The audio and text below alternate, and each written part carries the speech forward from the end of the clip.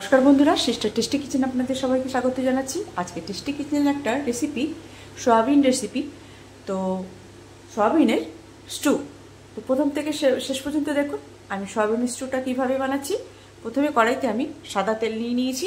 সাদা তেলটা গরম হলে দিয়ে দেবো বাটার। বন্ধুরা, দিয়ে দিলাম বাটার।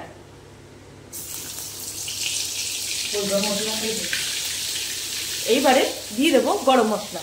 গরম মশলার মধ্যে রয়েছে গোটা গরম মশলা, দারচিনি, এলাচ, লবঙ্গ আর উঠছে। বন্ধুরা, দিয়ে দেবো পেঁয়াজ কুচি। এবার পেঁয়াজের কাঁচা ভাবটা সরে গেলে দিয়ে দেবো আদা রসুন আর কাঁচা লঙ্কা কুচি, রসুন, লঙ্কা। বন্ধুরা, গোটা গরম মশলার মধ্যে রয়েছে দারচিনি, এলাচ, লবঙ্গ আর গোলমরিচ আর একটুখানি হচ্ছে জয়ত্রী আর হচ্ছে একখানা পাপড়ি অনলি ফর স্টার অনিস। এই দিয়ে আমি গোটা গরম মশলাটা দিয়েছি।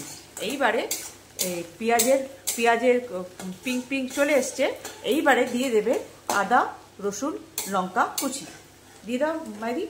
পিঙ্ক হয়নি? হ্যাঁ, হয়ে গেছে, লাল হবে না। দিয়ে দাও আদা রসুন কাঁচা লঙ্কা।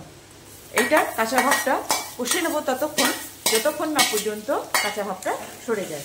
তারপরে দিয়ে দেবো এই যে এখানে আমি সয়াবিন সেদ্ধ করে নিংড়িয়ে জলটাকে বের করে রেখেছি, যাতে সয়াবিনের যে একটা এরকম কেমন একটা গন্ধ বেরোয়, সেই জলটা মানে চিপকে জলটা বার করে এটাকে দিয়ে রেখেছি।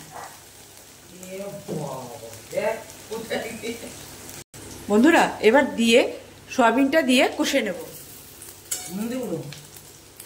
বন্ধুরা, এখানে সয়াবিনটা দিয়ে কষানো হয়ে গেছে। এইবারে দিয়ে দেবো এখানে কাজু বাটা, পোস্ত বাটা আর দই।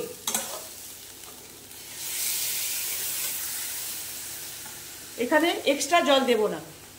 বন্ধুরা, এই যে দইটা দিয়ে এবার মিডিয়াম টু হাই ফ্লেমে রেখে প্রথমে ফুট এসে যাওয়ার পরে এবার ঢাকা দিয়ে এটাকে জলটা দিয়ে দিই। বন্ধুরা, স্বাদ অনুযায়ী দিয়ে দিচ্ছি চিনি, কেন কি টক দই আছে। এটাকে ব্যালেন্স রাখার জন্য আমাকে দিতেই হবে একটু চিনি, নাহলে টেস্ট আসবে না, টক হবে না। হ্যাঁ, আর দিয়ে দিচ্ছি এই পজিশনে দিয়ে দিচ্ছি নুন।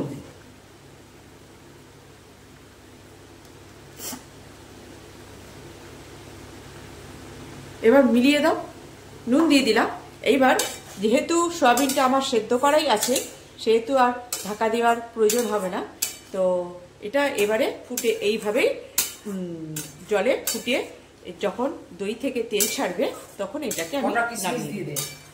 বন্ধুরা, দিয়ে দিচ্ছি একটু কিশমিশ।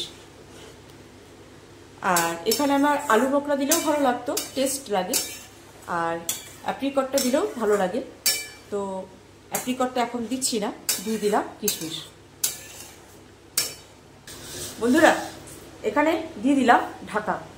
তাহলে দইয়ের যে ভটভট করে ছিটকে যাওয়ার ব্যাপারটা, সেটা ছিটকাবে না। বন্ধুরা, মাঝে মাঝে ঢাকাটা তুলে একটুখানি এটা নিচে, যাতে যেহেতু কাজু আছে যাতে নিচে ধরে না যায় সেটা দেখতে হবে।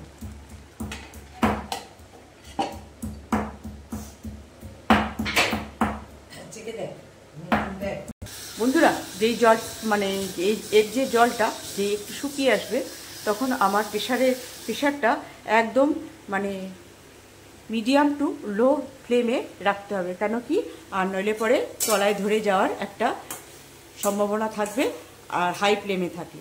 তো এইবারে আমি ফ্লেমটা একটু কমিয়ে দিয়ে কাজ করব,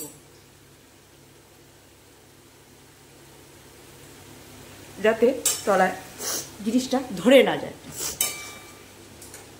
আর এই যে মাঝে মাঝে এই হয়ে এসছে, এর থেকে একটু এবারে যে দইয়ের যে তেলটা ছাড়লেই, যা মশলার তেলটা ছাড়লেই এটাকে নামিয়ে নেব।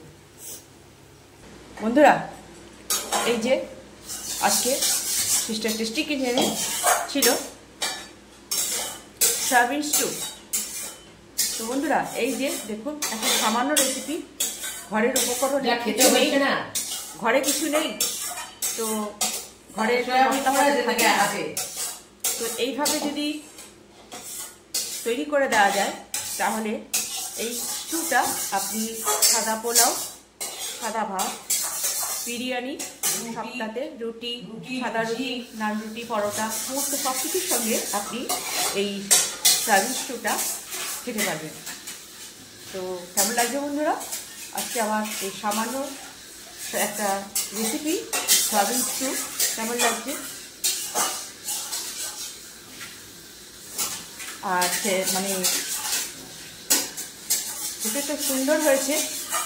আর যেহেতু একটু এখানে আর তেল মানে ওঠালাম না, যাতে সয়াবিনটা মানে সোক করে, জল সোক করে, যতই সেদ্ধ করে দেওয়া হোক না কেন, যতই করা হোক না কেন, সয়াবিনটা খুব জল টানে। সেই জন্য একটু ঝোল ঝোল অবস্থায় রেখে এটাকে নামিয়ে যখন ব্যবহার করেন না তখন দইয়ের মতন হয়ে যায়। ঠিক আছে বন্ধুরা, এই যে ছিল আজকে আমার সোয়াবিনের স্টু।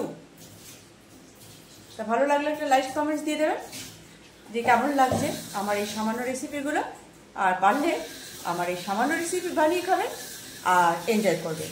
রাখছি বন্ধুরা, বাই।